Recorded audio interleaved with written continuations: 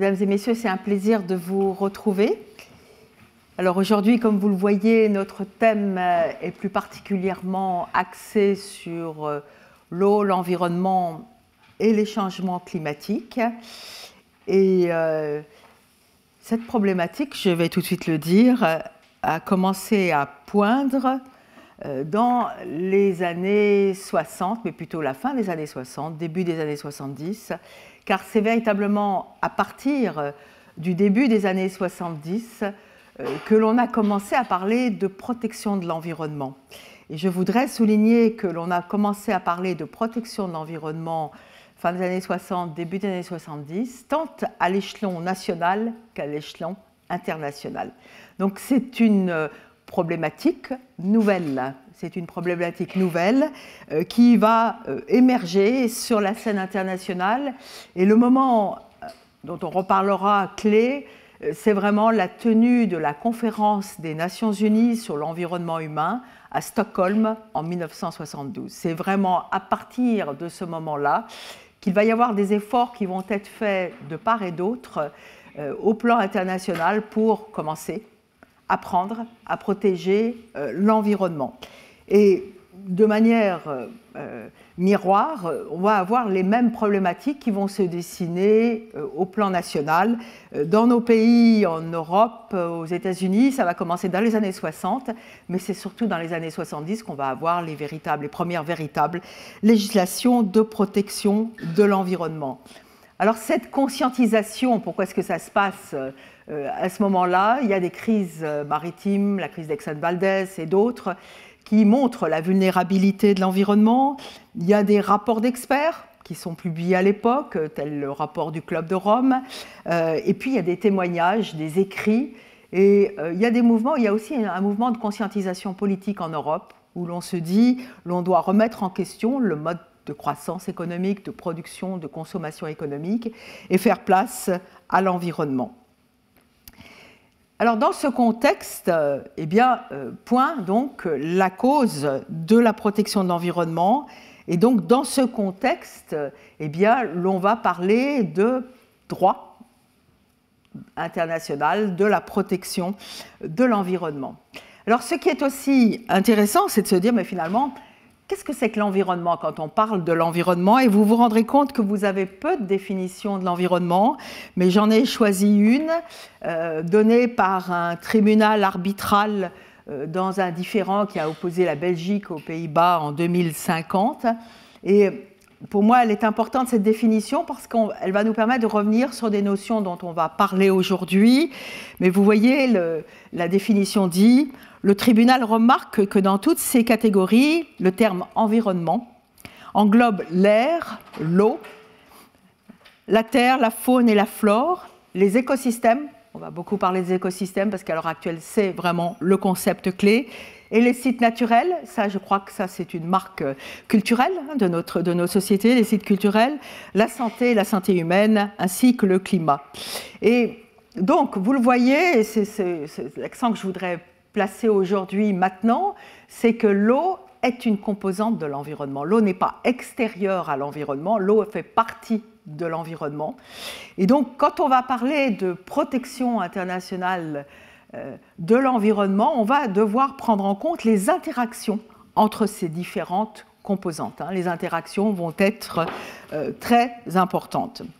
Alors, comment allons-nous aborder cette problématique qui est très large? Donc, j'ai pris certains axes. Comment allons-nous l'aborder? Eh bien, je vous rappellerai quelques liens entre eau douce et environnement, et pourquoi est-ce qu'on doit se soucier de la protection de l'eau douce sous le couvert de la protection de l'environnement. Ensuite, on parlera des principes du droit de l'environnement, parce que pour moi, c'est vraiment les instruments qui sont en train de forger de nouvelles stratégies normatives pour protéger l'environnement. L'on verra ensuite comment les accords sur l'eau, ce dont on a parlé, les accords qui portent sur les cours d'eau internationaux, ont fait place à l'environnement. Et ça, c'est à partir des années 90 que vraiment on a cette intégration. On verra la manière dont ils ont fait place à l'environnement.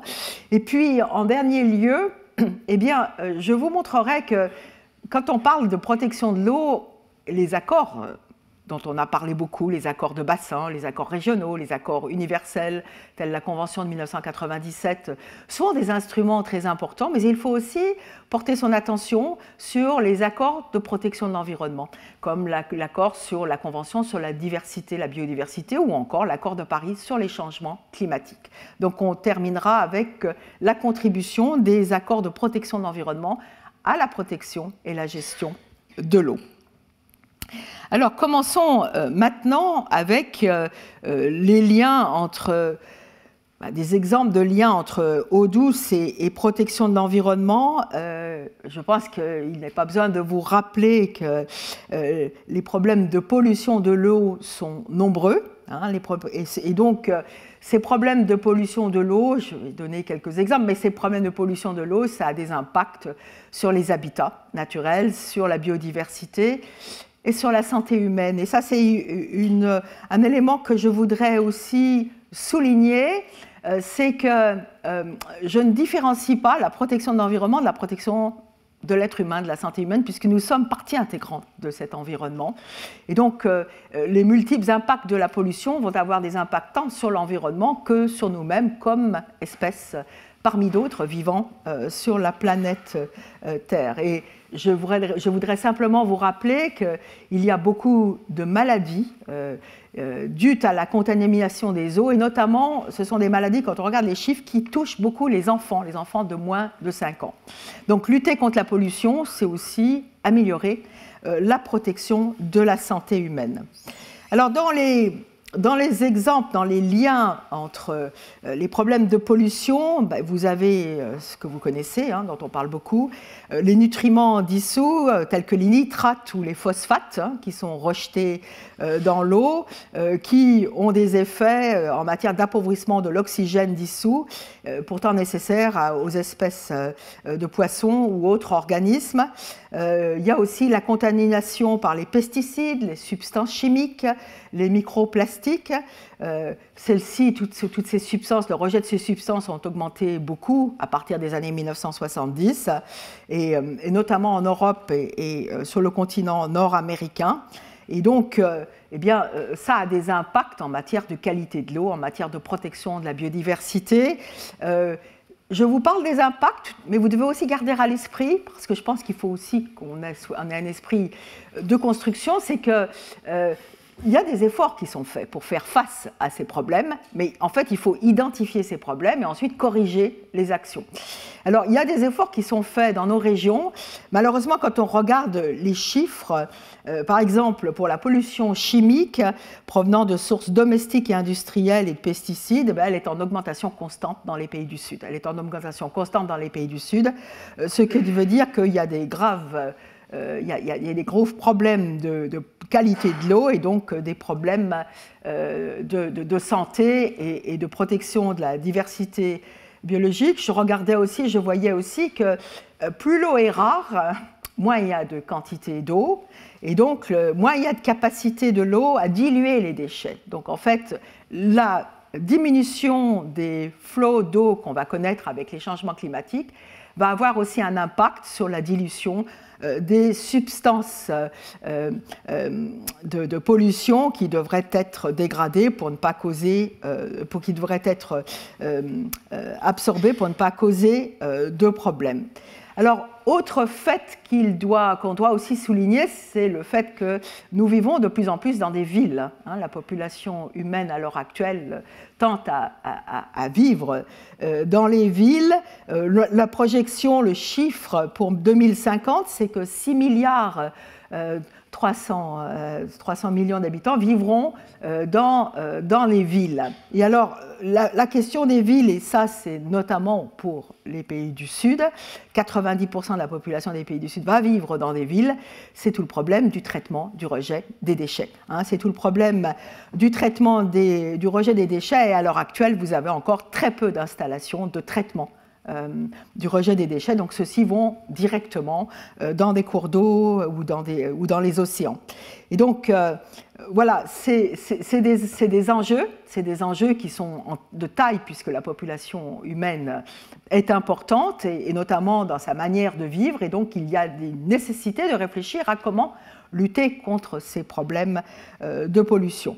Alors vous avez aussi, ça c'est une chose que je voulais souligner, les émissions industrielles aussi, qui peuvent être une source de pollution importante, notamment toutes les activités industrielles basées sur les matières premières organiques, comme l'alimentation, les boissons, le papier, la pâte à papier, ainsi que les usines textiles.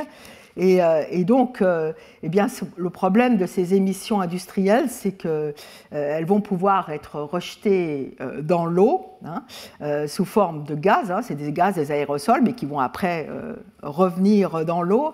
Et un aspect que je voudrais souligner, parce que pour nous, c'est aussi important, c'est que ces émissions, elles peuvent se faire sur une grande distance. Donc, il peut y avoir un site industriel qui émet des substances qui vont être nocives pour la qualité de l'eau, pour la biodiversité, mais qui vont pouvoir atteindre des eaux situées très loin des eaux du site industriel. Et donc, la distance, et ça c'est une chose qu'on devrait garder à l'esprit pour la protection de l'environnement, la distance géographique n'est pas un rempart contre la dégradation de l'environnement.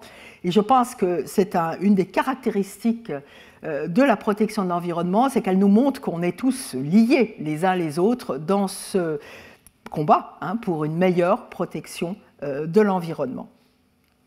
Alors, je vous ai parlé de la biodiversité. La biodiversité, elle est essentielle pour notre vie sur Terre.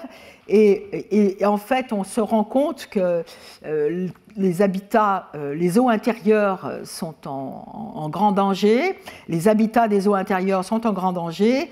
Un chiffre qui peut être, qui nous laisse perplexes, les populations d'eau douce ont diminué de 83%. Depuis les années 70, ce soit une moyenne de 4% chaque année. Donc il y a une perte de la diversité dans les milieux aquatiques. Alors c'est dû à notre façon de vivre, c'est la surexploitation, l'introduction aussi d'espèces invasives, c'est aussi le fait que la pollution va dégrader les habitats des espèces, et les habitats sont essentiels pour protéger ces espèces. C'est dû aussi au changement climatique avec les variations climatiques que l'on connaît déjà et que l'on connaîtra encore plus. Voilà, alors des exemples. Alors après, ce que je voudrais souligner, parce qu'on en reparlera, la déforestation. La déforestation, ça a aussi un impact sur la protection des eaux. Finalement, vous vous rappelez que pour protéger les eaux, tant souterraines que de surface, eh bien, il faut protéger les bassins de drainage, les bassins hydrographiques, donc c'est l'aire d'alimentation de ces ressources. Et dans ce contexte, la déforestation, ça va entraîner des modifications du régime des précipitations, moins de pluie, parce que les forêts, elles captent l'humidité. Donc c'est un premier élément. Et puis, ça va entraîner donc une baisse de la recharge des nappes phréatiques. Et vous vous rappelez aussi que quand on parle de la protection des eaux douces, on parle tant des eaux de surface que des eaux souterraines. Et si elles ne sont pas rechargées, elles vont, dépérir, mais elles ne vont pas pouvoir recharger les eaux de surface, parce qu'il y a des liens entre nappes phréatiques et eaux de surface. Donc, c'est un autre exemple. Alors, après, on en vient au changement climatique. C'est un thème très large. J'ai trouvé que cette image pouvait vous donner un sens de la complexité du problème des changements climatiques. Alors, les changements climatiques, c'est beaucoup plus grand que la question de la protection de l'eau, mais en même temps, il y a des liens très forts entre protection de l'eau et lutte contre les changements climatiques. On a déjà parlé de cela, mais quand on va parler des changements climatiques, on va parler de l'irrégularité, c'est-à-dire qu'on ne va plus pouvoir prévoir quand est-ce qu'il va y avoir des précipitations. Il peut y avoir des problèmes de sécheresse très forts et donc d'appauvrissement en matière de recharge de certaines sources d'eau. En même temps, il peut y avoir des inondations dramatiques, on le sait déjà. On a eu des exemples, pensez à la situation au Pakistan. Problème de désertification, etc. Et donc, ben voilà, c'est complexe. C'est complexe, mais ce dessin, ce graphe, il me paraissait intéressant puisqu'il vous montre que nous sommes tellement dépendants de l'eau sous différents aspects et d'autres ressources, et l'impact des changements climatiques va avoir un impact crucial sur notre rapport à l'environnement, aux ressources naturelles. Alors on verra après quels sont les instruments qu'on a pu mettre en place. Pour moi, et c'est le dernier élément qui est dans le graphe, ce qui me paraît très important quand on parle des cours d'eau internationaux, c'est de se rendre compte qu'il va y avoir, les projections sont là, avec des incertitudes, les scientifiques le disent, mais il va y avoir une baisse du débit des cours d'eau internationaux, et alors je regardais les chiffres, parce qu'en Asie, en fait, l'Asie de l'Est, l'Asie du Sud-Est, il y a des projections qui sont assez dramatiques, il y a 2 milliards d'habitants qui vivent dans ces régions à l'heure actuelle, et la fonte des glaciers dans l'Himalaya affecte le débit de fleuves tels le Gange, tels l'Indus, tels le Mékong, qui sont des axes et des cours d'eau clés pour nombre de peuples, de populations, de pays. Et donc, la grande question, c'est comment faire pour anticiper cette baisse du débit des cours d'eau, à quel type d'énergie avoir recours, comment changer les méthodes agricoles. Alors cette question de la baisse du débit des cours d'eau, elle n'est pas... Je vous ai donné la question de l'Asie parce que les chiffres, les projections nécessitent que l'on prenne conscience de l'enjeu, mais en Afrique, ce sera la même chose. Il y aura une baisse du débit des cours d'eau, et pourtant en Afrique, il y aura une augmentation de la population. C'est un des rares continents où on accepte qu'il y aura une augmentation de la population, mais en Europe aussi.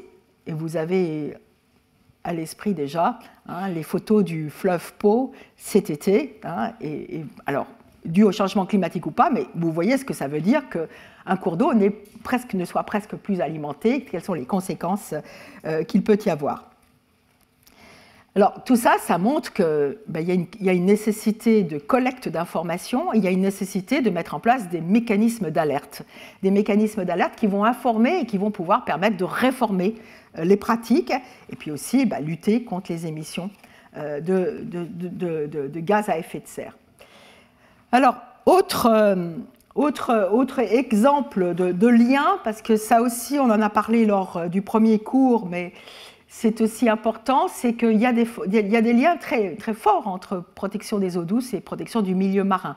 L'eau douce, l'eau salée, mais néanmoins, ces eaux sont en contact permanent, et alors, ce n'est pas simplement la pollution charriée par les fleuves, mais 70% de la pollution tellurique, qui vient d'origine terrestre, 70% des océans vient et d'origine terrestre. C'est de la pollution tellurique, ça veut dire que nous charrions de la Terre la pollution des océans. Et donc, il y a une nécessité de réduire la pollution d'origine terrestre, et sachant que les cours d'eau sont une des voies qui charrient cette pollution. Alors, je vous ai parlé tout à l'heure des nutriments, des matières organiques, etc., des substances synthétiques et non synthétiques. Tout ça, on doit diminuer le rejet de ces substances dans les eaux si on veut améliorer la protection des océans. La protection des océans, elle est liée à ce que nous faisons sur notre petite planète Terre. Alors voilà, ce sont quelques enjeux, des enjeux importants, mais des enjeux, à mon avis, auxquels on peut faire face avec le savoir et avec la volonté politique, et de notre part l'éthique, parce que je pense que l'éthique est aussi très importante pour modifier les comportements, et dans l'éthique, elle est aussi liée à l'éducation. Si on n'apprend pas, si on n'a pas l'information, il est difficile souvent de pouvoir modifier le comportement. Mais le droit peut aussi avoir sa place, parce que le droit, c'est finalement ces paramètres qui indiquent quels devraient être les changements. Et donc là, moi, je vais m'occuper du droit international de l'environnement, mais les droits nationaux en matière de protection de l'environnement sont aussi très importants. Alors, première Premier axe sur la contribution du droit international, ce sont le rôle des principes du droit international de l'environnement. Alors, ces principes, ils ont émergé à partir des années 70, lors de la première conférence des Nations Unies dénommée sur l'environnement humain en 1972, mais ils vont surtout être consacrés lors de la conférence de Rio sur l'environnement et le développement en 1992. Là, vraiment, pour moi, le 92 Rio, c'est un moment extrêmement important parce que toute la communauté internationale est partie prenante, les pays du Nord comme les pays du Sud, les pays de l'Est comme les pays de l'Ouest, et tous vont accepter qu'il y a une grande cause de la protection de l'environnement global, qui doit être abordée par la communauté en son entier. Et parmi les instruments que les États vont développer, forger pour lutter pour la protection de l'environnement global et notamment la protection des eaux et des écosystèmes aquatiques, eh bien, il y aura une déclaration de principe, la déclaration de principe sur l'environnement et le développement, la déclaration de Rio, qui va identifier un certain nombre de principes. Alors, moi, je vais vous parler des principes qui ont une grande importance dans le domaine de la protection des eaux douces. Ce n'est pas une liste exhaustive, mais c'est simplement les grands principes qui jouent un rôle. Pour moi, ces principes de droit de l'environnement, c'est un peu les fers de lance. C'est eux qui dessinent les stratégies qui vont devoir être suivies pour mieux protéger l'environnement. Pour mieux protéger l'environnement. Et dans ce contexte, l'on voit qu'il y a des axes. Alors, le premier axe, c'est la prévention. Je vais revenir sur ça. Mais c'est la prévention, c'est de prévenir, anticiper. Donc, il y a des principes qui accompagnent ce premier axe. Le deuxième axe, c'est l'intégration. Alors, qu'est-ce que ça veut dire? C'est la balance des intérêts, c'est de dire, on ne peut pas nier qu'il doit y avoir développement économique, développement social, puisqu'il y a une nécessité d'assouvir les besoins des habitants sur la planète, mais ça doit être un développement durable. Et c'est de là que vient la notion de durabilité, on en reparlera. Et donc, cette balance des intérêts, la grande question, c'est comment elle doit être faite. Et puis, troisième axe de ces principes, c'est le fait de dire que les États ont un rôle important à jouer, mais les acteurs non étatiques ont un rôle aussi crucial à jouer. Et c'est l'idée de dire, là, le droit international, comme le droit des droits de l'homme, va percer la souveraineté et va dire, mais moi, le droit international, je m'adresse aussi aux acteurs non étatiques. Les acteurs non étatiques doivent aussi jouer, exercer leurs responsabilités pour protéger l'environnement. Et donc, dans ce contexte, on va le voir, notamment, nous devons être informés. Nous devons être informés si nous pouvons pour nous permettre d'agir. Voilà, alors trois axes. Alors, pour reprendre un peu les différents principes nommés, je ne pourrais pas aller dans le détail, mais je pourrais vous donner des indications bibliographiques si cela vous intéresse. Mais il y a tout d'abord un principe que nous avons déjà rencontré, qui est l'obligation de ne pas causer de dommages significatifs dans le domaine de l'environnement. Donc ça, c'est prévention. Vous pouvez conduire des activités, mais vous devez prévenir la commission d'un dommage significatif. Alors on retrouve toujours ce seuil de gravité dont j'ai parlé. Ce n'est pas tout dommage qui est proscrit par le droit international, c'est un certain type de dommage, mais comme je vous l'ai dit, je considère que la pratique montre qu'il y a moins en moins de tolérance pour la commission de dommages à l'environnement. Donc il y aura parmi les juristes toute une discussion sur ce qu'est le seuil de gravité, où le placer. Et donc, il y a une nécessité de développer le droit pour savoir ce qui est permis, ce qui n'est pas permis. Alors, avec l'obligation de ne pas causer de dommages significatifs, va l'obligation de prévention. Prévenir toute activité qui pourrait avoir des conséquences dommageables par rapport aux eaux douces. Et là, je vais me concentrer sur les eaux douces, mais ce sont des principes qui trouvent application pour toutes les composantes de l'environnement. Deuxième principe très important, c'est le principe de précaution. Le principe de précaution. Alors, ce principe, il anticipe, mais vous savez, et ça c'est aussi très intéressant de regarder les rapports du GIEC, par exemple, le groupe d'experts sur les changements climatiques, c'est qu'eux-mêmes acceptent de dire que il y a des incertitudes dans leur projection. Il y a des incertitudes. Donc, en fait, le principe de précaution, eh bien, il va être là pour dire qu'il faut anticiper quand il y a un risque de dommages graves. Ce n'est pas ou avec des conséquences irréversibles. Donc, c'est de l'anticipation en période d'incertitude scientifique, mais s'il y a un risque de dommages graves. Donc, ce n'est pas tout type de dommages qu'on va anticiper, mais ceux qui pourraient avoir des conséquences irréversibles d'ampleur, hein, ce qu'on va dire. Et donc, voilà, c'est une stratégie normative d'anticipation, c'est de l'évaluation des risques qui doit être faite, et puis après, il y a une pesée d'intérêt qui sera conduite. Le principe de précaution, ce n'est pas un principe qui va bloquer toute prise de décision ou tout système d'action. Il va simplement informer. Et il va informer, et donc, dans certaines circonstances, eh bien, il y aurait nécessité ou d'arrêter un projet ou de le modifier pour satisfaire aux exigences de l'évaluation. Alors, ça, c'est un principe qui est important, et vous vous rappelez que, par exemple, dans le projet de la Commission du droit international, il apparaîtra sur une des diapositives, mais dans le projet de la Commission du droit international sur la protection des nappes aquifères transfrontières, il y a le principe de précaution, parce que dans le domaine des eaux souterraines, il y a beaucoup d'éléments que nous ne connaissons pas encore. Nous ne connaissons pas encore toutes les richesses de ces eaux souterraines, nous ne connaissons pas encore tous les impacts de nos actions, et donc eh bien, il y a une nécessité d'anticiper et de mieux évaluer.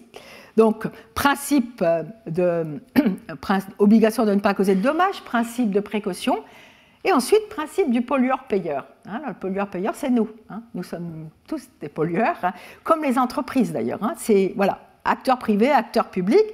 Et là, l'idée du principe pollueur-payeur, il a émergé dans la pensée de l'OCDE, de l'Union européenne. C'est l'idée de dire il faut internaliser les coûts de pollution. C'est-à-dire que pendant très longtemps, c'est nos sociétés, hein, on a considéré que le rejet de substances dans l'environnement, etc., c'était en termes économiques, des externalisations, hein, des coûts externes. Ça veut dire que ça n'avait pas de coût, ça n'avait pas de valeur, on rejetait. Hein.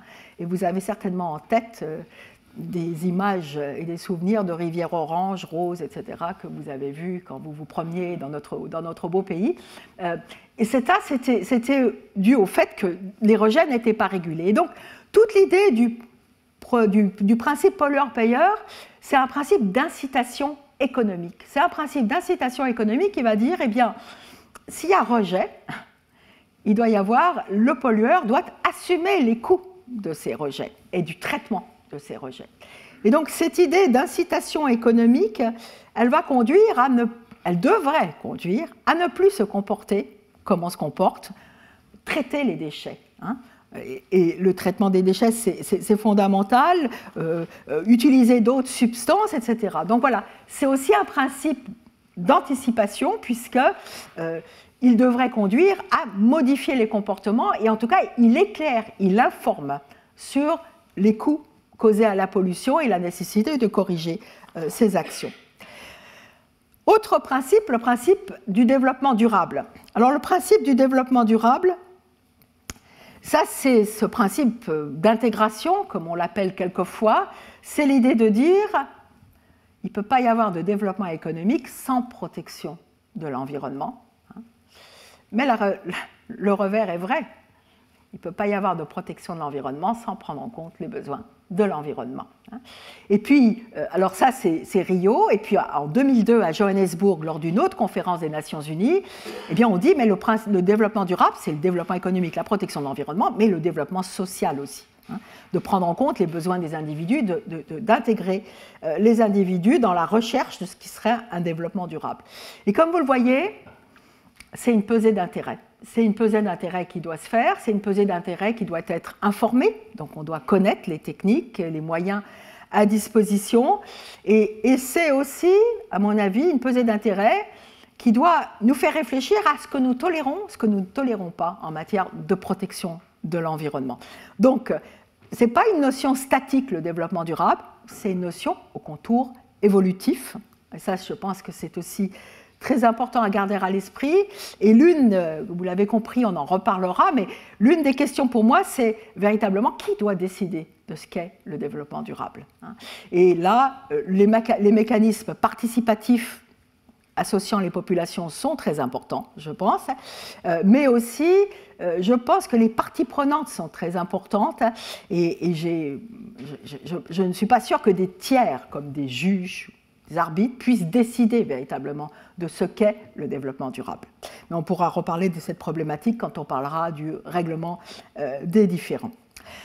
Autre grand principe dans le contexte de la protection des eaux douces, c'est l'approche écosystémique. C'est l'approche écosystémique. Alors là, je vous ai donné une définition de la notion d'écosystème dans le cadre de la Convention sur la diversité biologique. C'est une définition. Pour moi, elle vaut pour la Convention sur la diversité biologique parce qu'elle se situe dans le cadre de la diversité biologique. Mais il y a un élément qui est très important que je voudrais que vous gardiez à l'esprit, c'est qu'on dit un écosystème est un complexe dynamique, ce n'est pas figé, formé de communautés de plantes, animaux et micro-organismes, ça c'est pour, et de leur environnement non vivant, qui par leur interaction, et c'est ça qui est important, c'est les interactions entre les différentes composantes de l'environnement, et qui forment une unité fonctionnelle. Donc aussi la notion d'écosystème, on apprend. Mais il y a différents types d'écosystèmes, et vous avez des cours au Collège de France qui vous informent sur ces questions, mais pour nous juristes, on doit aussi comprendre la biologie, la géologie, pour comprendre ce qu'est un écosystème. Mais vous le voyez, c'est la notion, il y a une notion dynamique et la notion d'interaction. Ce n'est pas parce qu'on protège les fleurs qu'on va protéger on va les protéger véritablement. Il faut aussi qu'on traite de la qualité des eaux, il faut aussi qu'on traite de la qualité de l'air, etc. Et c'est les interactions de ces différentes composantes qui vont être déterminantes. Et pour l'eau, ça, c'est un aspect très important. Et vous verrez que dans nombreux accords sur les cours d'eau, vous avez maintenant cette approche écosystémique qui est intégrée. Alors, autre principe important, l'équité intergénérationnelle. L'équité intergénérationnelle, c'est finalement de dire que oui, nous devons nous soucier de l'équité intragénérationnelle, c'est-à-dire entre nous, entre le nord, le sud, l'est, l'ouest, mais nous devons aussi nous soucier des intérêts des générations futures. L'intérêt des générations futures, donc c'est l'équité intergénérationnelle, et l'idée, c'est cette espèce de projection dans le futur, et il n'y a pas de temps fixé. Tant qu'il y aura notre espèce humaine sur Terre, les générations présentes devront avoir des responsabilités par rapport aux générations futures. Et là, pour moi, je pense qu'on n'en est qu'encore qu'au balbutiement de savoir comment traiter avec l'équité intergénérationnelle, parce que ça nous demande, nous, de nous projeter dans le futur. Et réfléchissez bien, vous avez très peu de cadres d'action dans lesquels on se future, pas dans le temps court des élections de 2 ans, 3 ans ou 4 ans, dans un temps long, de 10 ans, 15 ans, 50 ans. Pour les changements climatiques, c'est 50 ans, de 50 ans à 100 ans, et bien au-delà. Et apprentissage, mais ça veut dire quoi, l'équité intergénérationnelle? C'est que nous devons modifier, limiter nos comportements en prenant en compte les intérêts des générations futures. Dernier principe très important, l'accès à l'information et la participation à la décision, eh bien, c'est le rôle des acteurs non étatiques. Et c'est l'idée que les acteurs non étatiques vont être participants à la protection de l'environnement. Et on verra cela au travers de quelques accords, mais accès à l'information, ça veut dire qu'on doit avoir accès à l'information nécessaire pour protéger l'environnement. Nous, puisque nous sommes tous concernés par cela. Et vous pouvez réfléchir, parce que finalement, l'accès à l'information, nos États nous donnent des informations, mais ne nous donnent pas toute l'information. Et puis, quand on parle des acteurs privés ou publics, en matière de production économique, il y a des tas d'informations qui, soi-disant, ne sont pas environnementales et qui ne devraient pas être fournies. Donc, il y a toute la grande réflexion qui doit être menée, qui est de se dire qu'est-ce que c'est que l'information nécessaire pour anticiper et prévenir. Donc, vous le voyez que là, il y a un grand paramètre dont on parle beaucoup dans nos sociétés, qui est la transparence, l'accès à l'information, la transparence. L'accès à l'information, ça permet la responsabilisation de l'individu ou de l'acteur collectif, hein, et ça permet alors de participer au processus de décision. De participer au processus de décision, ça veut dire que on peut difficilement participer à un processus de décision si on n'a pas l'information nécessaire. Et un cas d'application, on en reparlera, mais je le cite simplement, mais un cas d'application de cet accès à l'information pour participer à la prise de décision, c'est lors de la conduite d'études d'impact. Alors ça, dans tous nos pays, nous avons des législations sur les études d'impact. C'est aussi un principe d'anticipation. C'est de dire, s'il y a un projet qui est conduit, il doit y avoir d'abord une étude d'impact sur l'environnement et les coûts sociaux, parce que pour moi, c'est aussi très important. Et donc, eh bien, qu'est-ce que cela veut dire? Alors, je vous donne simplement la définition, et je vous donne un extrait d'une décision de la Cour internationale de justice dans un différend qui a opposé l'Argentine à l'Uruguay. C'était à propos de la construction d'usines de pâte à papier. Elles ont besoin d'eau, les usines de pâte à papier, eau salée ou eau douce. Et là, l'Argentine disait, ces usines de pâte à papier auxquelles l'Uruguay a donné des autorisations ne peuvent pas être construites à cet emplacement, etc. Et il y avait des plaintes. Et donc, dans ce contexte, eh bien, on en reparlera quand on parlera dans le cours 7 des barrages et des grands projets. La Cour internationale a dit c'est une obligation de droit international de conduire une étude d'impact pour fournir l'information.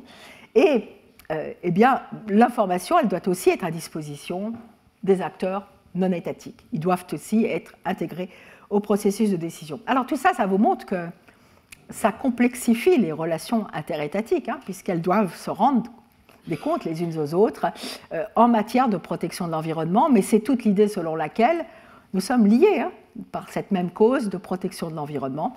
Il n'y a pas de distance géographique qui protège. Alors là, on a vu donc la question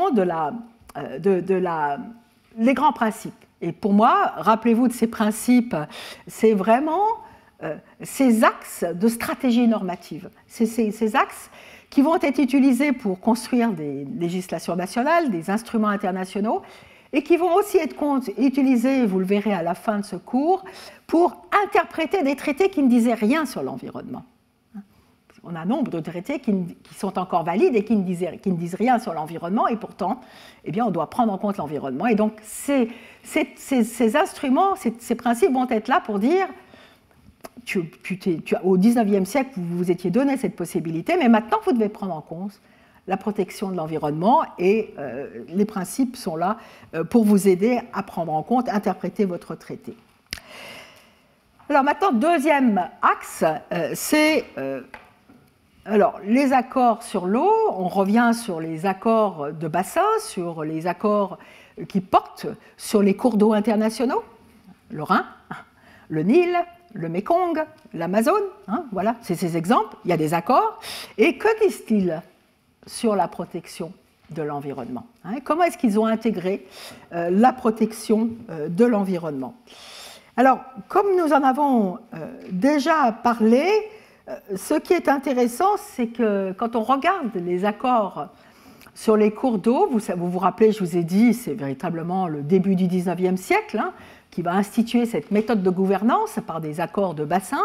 Et puis au cours du XXe siècle, ils vont se développer puisque les utilisations vont se développer. Donc il y aura de plus en plus d'accords sur les cours d'eau internationaux. Quand on regarde ces accords conclus au XIXe et au XXe siècle, il y a très peu d'accords qui ont des clauses même minime sur la protection de l'environnement. Quelques accords sur le rejet des déchets ou le problème de la pollution parce qu'on veut protéger les ressources halieutiques, la pêche, donc il y a cette corrélation qui est établie.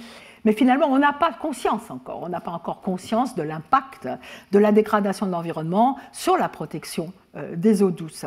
Et donc, le grand mouvement d'essor, hein, de conscientisation, parce que ça, je pense que c'est un mouvement de conscientisation, ça va être à partir des années 70. C'est à partir des années 70 qu'on va commencer à prendre conscience que l'eau, c'est un élément de l'environnement. Et que si on ne protège pas l'environnement, on ne protège pas les ressources en eau douce. Alors, à titre illustratif, je vous donne un extrait d'une sentence arbitrale qui a porté sur un cours d'eau, la rivière Carole, qui est partagée entre la France et l'Espagne. hein. Et dans les années 50, la France, et c'était EDF, a voulu construire un projet hydroélectrique dans les Pyrénées pour profiter du dénivelé des montagnes et pour produire de l'énergie. Et l'idée sur laquelle reposait ce projet, c'était de dériver les eaux du Carol jusqu'à un certain endroit pour après alimenter l'installation hydroélectrique et puis après de restituer les eaux, la même quantité d'eau, restituer la même quantité d'eau à la rivière Carol. Et l'Espagne, qui était déjà très sensible à ces questions d'alimentation en eau, parce qu'en Espagne et au Portugal, il y a des grands problèmes, eh bien, a contesté ce projet et a dit, ce projet, on en reparlera au cours 7, mais ce projet ne peut pas être conduit de cette manière. De toute façon, vous devez avoir mon approbation pour conduire ce projet. Donc, il y a eu un différend entre la France et l'Espagne. Il y a un tribunal arbitral qui a été institué et qui a rendu une sentence. Et alors, pour moi, c'est une sentence d'ailleurs qui est très éclairée et je vous incite à la regarder, mais on en reparlera de toute façon. Mais le tribunal arbitral a regardé tous les arguments qu'avait invoqués l'Espagne et il a dit quelque chose de très intéressant pour moi qui illustre ce que je viens de vous dire. Il a dit, mais finalement, regardez, on aurait pu soutenir que les travaux auraient pour conséquence une pollution définitive des eaux du Carol, ou que les eaux restituées auraient une composition chimique ou une température ou une telle autre caractéristique pouvant porter préjudice aux intérêts espagnols. Bon. Ça, c'est le problème du fait que c'est la même quantité d'eau, mais ce n'est pas la même eau, ce n'est pas la même qualité d'eau, hein. Et ce n'est pas forcément la même température de l'eau. Et il dit, le tribunal continue en disant, l'Espagne aurait alors pu prétendre qu'il était porté atteinte, contrairement à l'acte additionnel, à ses droits. Ni le dossier, ni les détails de cette affaire ne portent la trace d'une telle allégation. Et donc le tribunal dit, eh bien, vous n'avez pas plaidé cela, et donc je ne vais pas en parler, mais voilà, vous auriez pu en parler. Alors, ça, c'était dans les années 50, c'est pour vous montrer qu'à l'époque, ce n'était pas une considération majeure, pas du tout, hein, la qualité de l'eau, le fait que l'eau est en interaction avec d'autres composantes, donc pas la même qualité d'eau, ça peut avoir des impacts, ou ne pas avoir d'impact. À l'heure actuelle, il y aurait forcément une étude d'impact sur l'environnement qui serait conduite. À l'époque, ce n'était pas encore un instrument auquel on avait recours.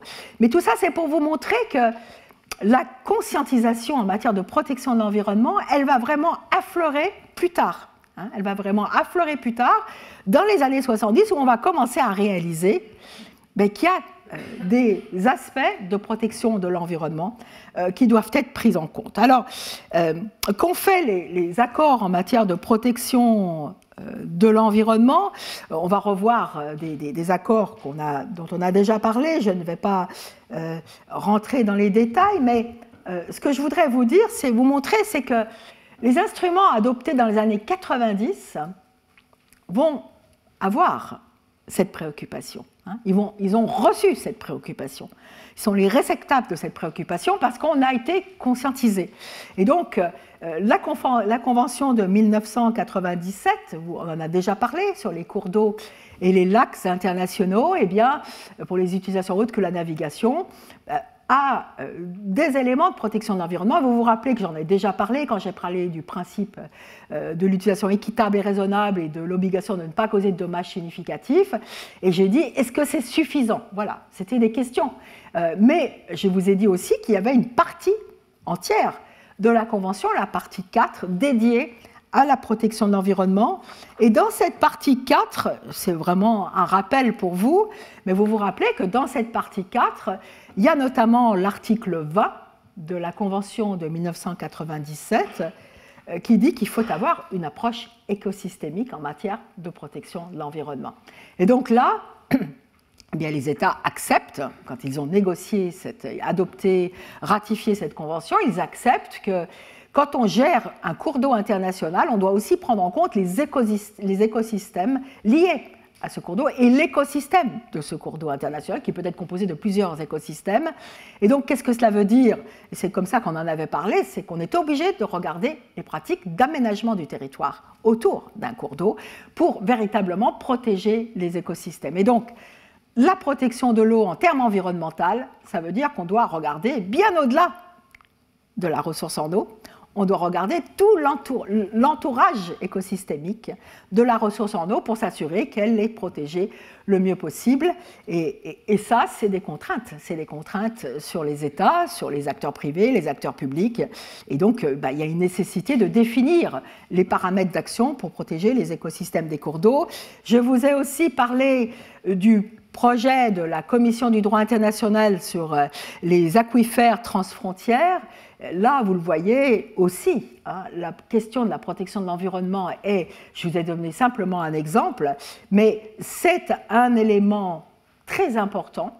C'est un élément très important parce que là, vous avez la vulnérabilité des ressources aquifères, le fait qu'il y en a qui se rechargent très difficilement, il y a même des aquifères fossiles qui ne vont pas se recharger, et donc il y a une nécessité de prévenir, d'anticiper, d'où le rôle du principe de précaution. Alors, et là, pardon. Je voulais revenir à, voilà.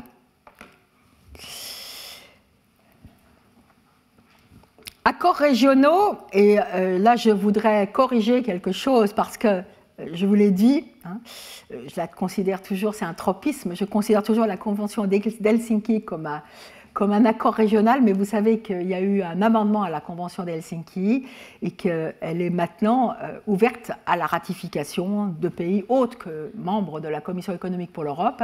Et donc vous avez des pays africains qui sont devenus, comme le Tchad par exemple, comme le Sénégal, qui sont devenus parties à la Convention sur la Convention d'Helsinki. Donc c'est un accord régional universel. Voilà. Et donc là, ce qui est intéressant, et c'est pour ça que la régionalisation m'a marqué quand j'ai préparé ce cours, mais la Convention d'Helsinki, c'est le produit de ce qui s'est passé en Europe. La prise de conscience qu'en Europe, les fleuves, les lacs étaient très pollués. Il y avait un degré de pollution très fort de nos eaux douces. Et donc, il y a une nécessité de lutter contre la pollution, de les nettoyer. Donc il y a un mouvement qui se met en place à partir des années 70. On se rend compte aussi que, par exemple, le problème de la centrale de 3 Mile Island en Pennsylvanie, problème nucléaire, d'émissions nucléaires, va avoir un impact sur les eaux douces. Donc on sent toutes ces corrélations. Et donc il y a une conscientisation qui se fait pour mieux protéger les eaux douces en Europe. Et puis, conjonction, chute du mur de Berlin, prise de conscience par les pays anciennement de l'autre côté du mur de Berlin que les problèmes de l'industrie lourde ont eu des conséquences très fortes, dramatiques en matière de pollution des cours d'eau internationaux, et donc pratiques agricoles aussi, avec beaucoup de nutriments utilisés. Hein.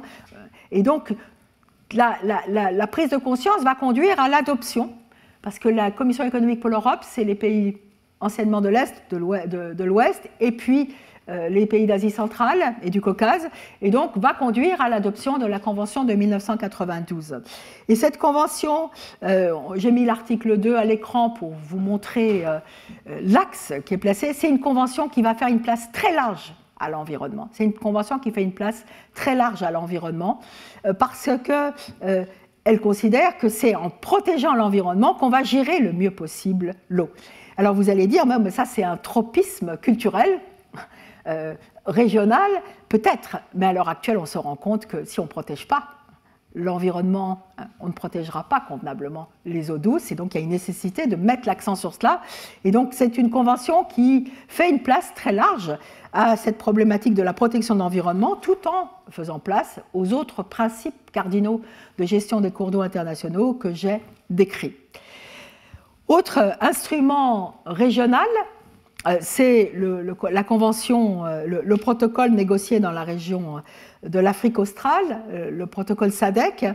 Et là, eh bien, le protocole SADC, ce qui est intéressant, c'est que ce n'est pas la pollution qui va conduire les États à adopter un instrument d'abord en 1995 et puis après le réviser en 2000, c'est beaucoup plus la sécheresse qu'ils vont connaître dans les années 80-90 qui va les pousser à prendre conscience qu'il y a une nécessité de réfléchir à la raison d'être de cette sécheresse et de réfléchir aux impacts de cette sécheresse en matière de protection et gestion des cours d'eau.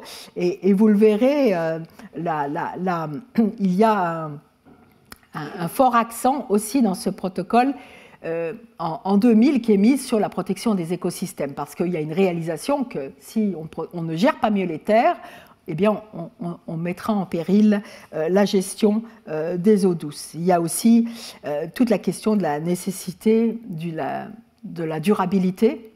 Il y a une nécessité de production agricole, il y a une nécessité de développement, mais comment assurer que ces nécessités se fassent en conjonction avec des préoccupations d'environnement. Et puis, dernier instrument cadre pour nous qui vivons en Europe, c'est aussi la directive cadre pour une politique communautaire dans le domaine de l'eau de 2000. C'est une directive très intéressante. Vous avez, dans le droit communautaire qui est très riche, nombre de directives sectorielles, portant sur les questions de qualité d'eau, etc. Mais là, c'est une politique, c'est une directive plus globale qui va s'intéresser au bassin hydrographique, qui va s'intéresser au bassin hydrographique et qui va mettre l'accent sur la qualité, parce que voilà, pour nous, en Europe, c'est beaucoup des questions de qualité, de non-dégradation des eaux, et donc qui va s'intéresser aux aires d'alimentation, aux bassins de drainage des eaux de surface et des eaux souterraines, puisque c'est une directive qui porte tant sur les eaux de surface que sur les eaux souterraines.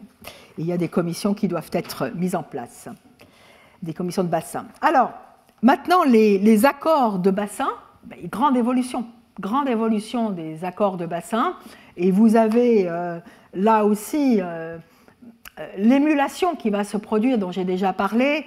Vous avez ces accords universels ou régionaux qui sont conclus, et ça va donner une incitation aux États à modifier, amender les traités existants ou alors en négocier de nouveaux traités qui fassent une place conséquente à la protection de l'environnement.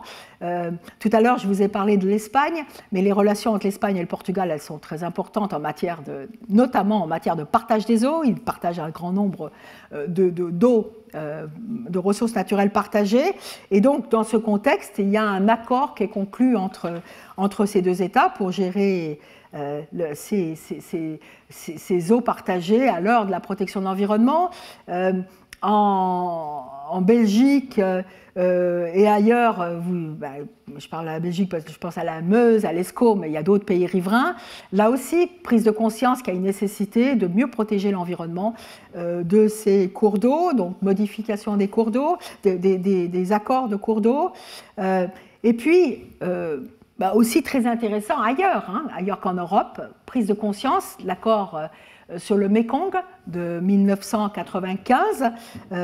Et là, ce qui est très intéressant pour le Mékong, les États riverains du Mékong ont un accord, mais vous savez qu'il y a un grand État qui n'est pas parti à cet accord, et ça c'est un grand problème pour les pays riverains du Mékong, c'est la Chine. Mais il y a aussi le Myanmar qui n'est pas parti, mais la Chine, elle a une politique de construire des barrages, et donc il y a tout le problème du débit des cours d'eau, et puis vous savez qu'il y a des grandes variations saisonnières dans cette région, et donc en fait, si vous regardez bien l'accord du Mékong et les instruments adoptés de pair avec cet accord, il va y avoir une grande attention portée au niveau de débit de l'accord, débit environnemental et puis débit pour permettre les différentes utilisations avec des mécanismes d'alerte qui vont être mis en place.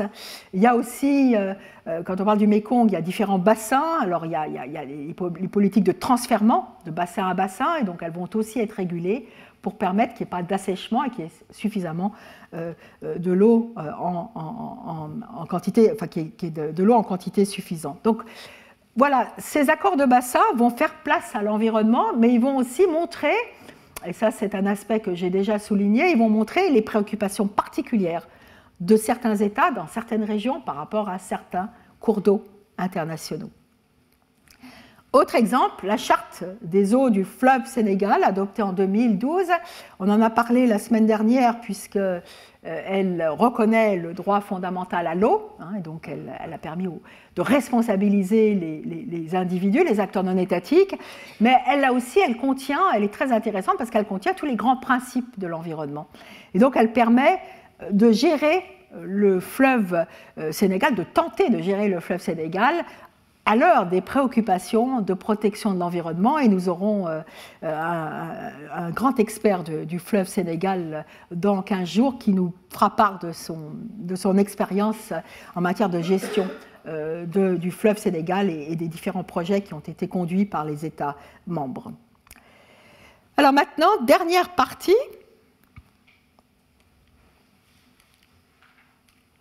c'est la contribution des accords multilatéraux de l'environnement à la protection et la gestion des eaux douces.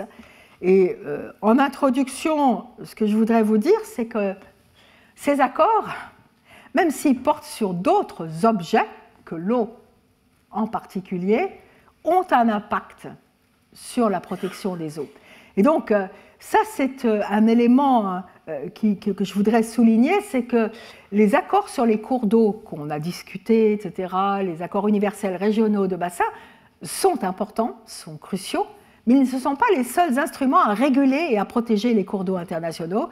Vous devez aussi prendre en compte l'apport, la contribution des accords de protection de l'environnement. Alors, des exemples, puisque je ne peux pas être exhaustive, mais finalement, quand on regarde bien la question, on commence déjà avec la protection des zones humides et des écosystèmes, eh bien, vous avez des accords multilatéraux de protection de l'environnement qui protègent à leur manière, par leurs moyens, ces écosystèmes. J'évoque la Convention de 1972 de l'UNESCO sur le patrimoine culturel et naturel, avec les sites d'importance. On a tous visité des endroits dans le monde ou en France où il y a des sites UNESCO. Eh bien, parmi ces sites, vous avez des sites qui touchent aux eaux douces. La conscientisation, elle s'était faite, je lisais la préparation, l'origine de la Convention de 1972 de l'UNESCO, c'est le barrage d'Assouan.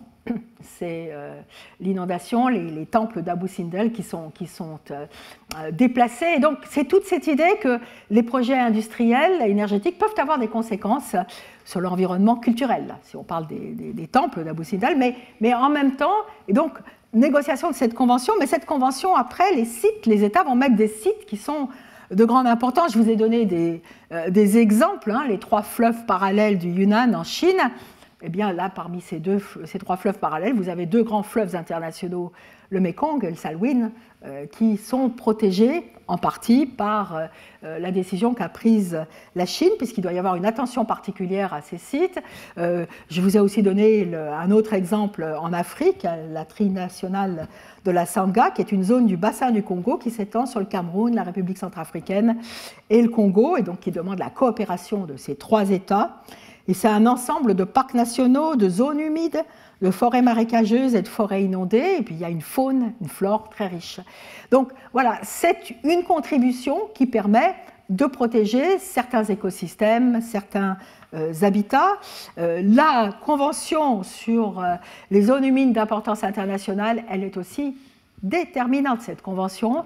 À l'origine, elle avait été adoptée pour protéger les habitats des oiseaux, puisqu'on se rendait compte qu'il y avait on a beaucoup asséché les zones humides, et donc on détruisait les habitats de certaines espèces d'oiseaux, et donc négociation de cette convention. Et puis progressivement, elle est devenue une des grandes conventions de protection et de gestion de l'eau, puisque les zones humides sont fondamentales pour gérer au mieux les ressources en eau. Je ne vous donne qu'un exemple qu'on trouve partout, mais elles filtrent l'eau. Elle filtre de manière naturelle l'eau. Et donc la ville de New York, par exemple, est alimentée.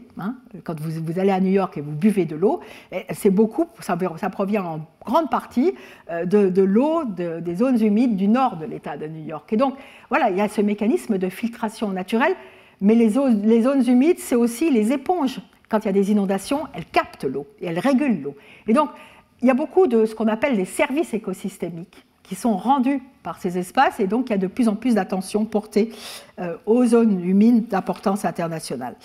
Alors tout à l'heure, j'ai évoqué la Convention sur la diversité biologique.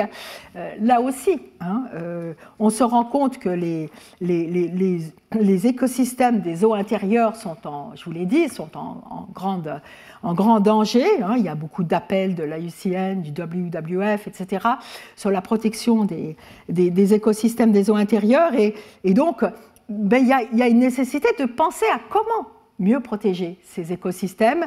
Et vous connaissez cela, mais il y a tous ces programmes, ces initiatives de renaturalisation des bassins fluviaux. Renaturalisation des bassins fluviaux pour permettre que les bassins fluviaux puissent respecter les écosystèmes de ces bassins fluviaux. Et ça nous aidera aussi, nous avons quelques lien avec la Suisse pour certains, on a voulu corriger le flot du Rhône en Suisse, mais on se rend compte qu'à l'heure actuelle, il faut qu'on laisse une aire d'inondation pour que s'il y a des inondations, eh bien, l'eau puisse s'écouler. Sinon, il y a des grands problèmes qui peuvent se poser. Donc tout ça, c'est pour vous montrer que ces conventions ont un rôle à jouer pour une meilleure gestion, une meilleure protection de l'environnement. Alors, en dernier, avant que je vous quitte, c'était un extrait, prise de conscience. Voilà, je voulais simplement vous le montrer. Prise de conscience que les zones humides d'importance internationale, les zones humides sont des écosystèmes les plus variés et qui rendent de nombreuses fonctions. Et donc, il est nécessité de les protéger comme écosystèmes.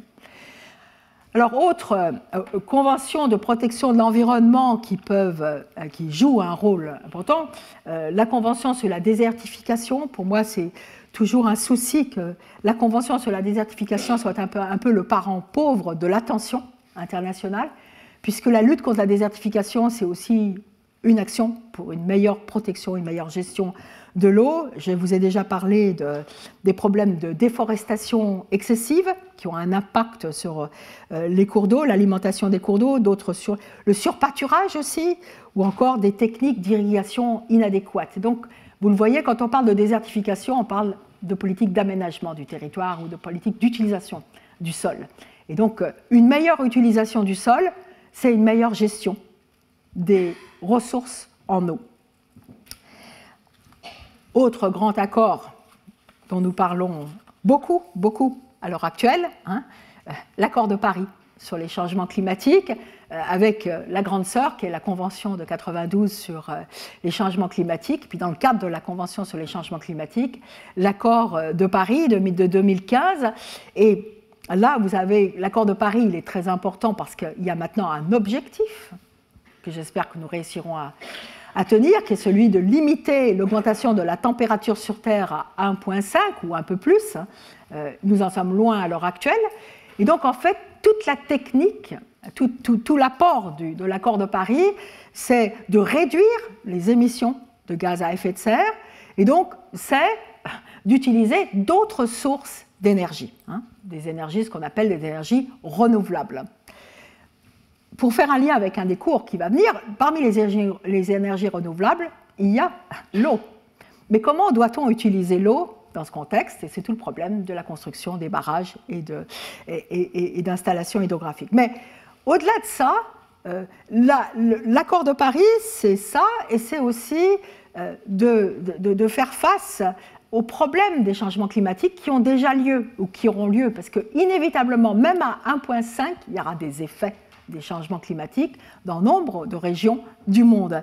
Et donc, c'est toute la question de réfléchir à comment gérer au mieux la ressource en eau qui va diminuer. Comment la gérer au mieux? Et je reviens à ce que je vous disais tout à l'heure, meilleure gestion des sols, pratique de reboisement. Vous savez qu'à l'heure actuelle, dans nos pays, on parle beaucoup des villes vertes, etc. Et donc, c'est toutes ces actions qui doivent être prises et qui sont importantes. Et donc, je redis une phrase que j'ai citée lors de la leçon inaugurale, mais je pense qu'elle est vraie, elle a été dite par un spécialiste hydrographique, c'est de dire l'eau est le messager des mauvaises nouvelles des changements climatiques. C'est-à-dire que les impacts des changements climatiques eh bien, c'est notamment au travers des problèmes d'accès à l'eau, de débit des cours d'eau, etc. Et vous vous rappelez qu'en même temps, on a cet impératif de justice sociale, c'est que nous tous, nous devrions avoir accès à un minimum d'eau. Alors, ce qui est intéressant, et je finirai avec cela, c'est que l'accord de Paris ne mentionne pas l'eau véritablement, sauf à un endroit, mais très peu. Mais par contre, il mentionne les objectifs du développement durable, et notamment l'objectif du développement durable 6, dont on a parlé, qui est celui d'une meilleure gestion et réglementation de l'eau. Donc en fait, il faut lire les objectifs du développement durable de pair avec l'accord de Paris quand on veut comprendre mieux la relation entre la lutte contre les changements climatiques et la promotion des objectifs du développement durable. Dernière série d'accords qui sont fondamentaux, c'est les accords relatifs à la protection du public, accès à l'information, participation du public. Dans la grande Europe, l'Europe de la Commission économique pour l'Europe, nous avons un accord, la Convention d'Aarhus, qui est très stimulante dans sa manière de progresser. Et vous avez aussi un accord régional de 2018 conclu par les pays des Caraïbes et de l'Amérique latine sur l'accès à l'information et le processus de participation. Je voudrais vous faire remarquer que ce sont deux accords régionaux et qu'il y a une réticence à l'heure actuelle au niveau universel à s'engager sur cette voie.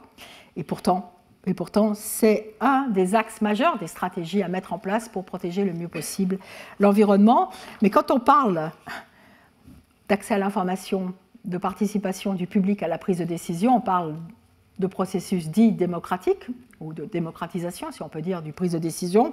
On parle de responsabilité ou de redevabilité de l'État par rapport à ses citoyens.